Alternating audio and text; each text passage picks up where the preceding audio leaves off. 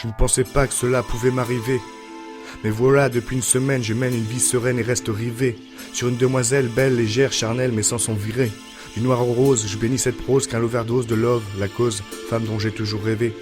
1h25 du matin, j'écris, décris, crie silencieusement pour ne pas réveiller mes voisins.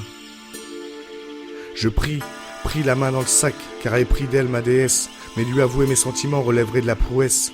Et là où le bas blesse, que je me blesse, c'est lorsque je me fais mal, combattant ma sale timidité en souplesse. Ma déesse est tout en finesse, cultivée en beauté, bref, que des bons côtés, aux côtés que je ne peux pas boycotter.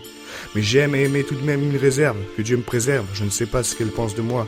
À chaque fois que je la vois, j'en perds presque la voix, et ne sais pas si je suis sur la bonne voie. Et je n'arrête pas de me faire des films positifs ou négatifs, car à vrai dire je n'ai pas du pif pour savoir si une femme me kiffe. En réalité j'ai du taf, et je m'arrache les tifs par peur de me prendre une grosse baffe. Je veux beaucoup plus que de l'amitié, amour sincère en bonus. Et si elle rejette mes avances et cela le stress, je me dis d'avance, tu as visé trop mais garde ton tonus.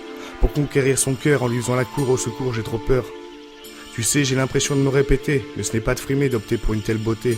S'il fallait voter pour cette miss, I wouldn't miss my carte d'électeur. Je la rejouerai royale, normale, fatale, vitale, puisque cette déesse a conquis mon cœur. Juste une déesse. Juste une déesse. Déesse de mon cœur. Ouais mais voilà. Voilà maintenant 3 semaines que je côtoie ma déesse et je pense, je crois, ne pas avoir la cote, je m'amène, ne dis plus amène car à présent je suis triste et froid. Ma déesse ne montre pas un signe, je reste digne mais quel effroi. Je suis perpétuellement persuadé, perplexe, vexe, péniblement parasité par l'amorosité, alors quoi?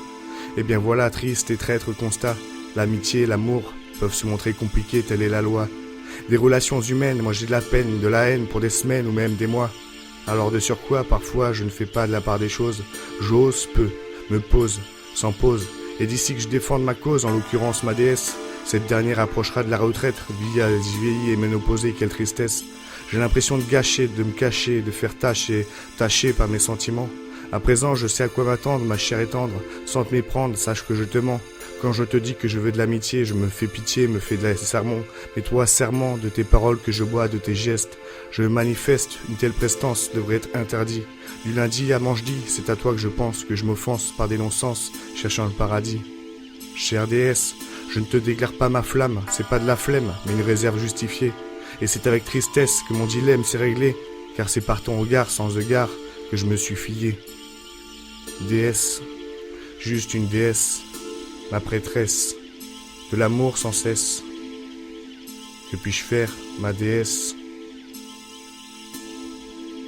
Déesse.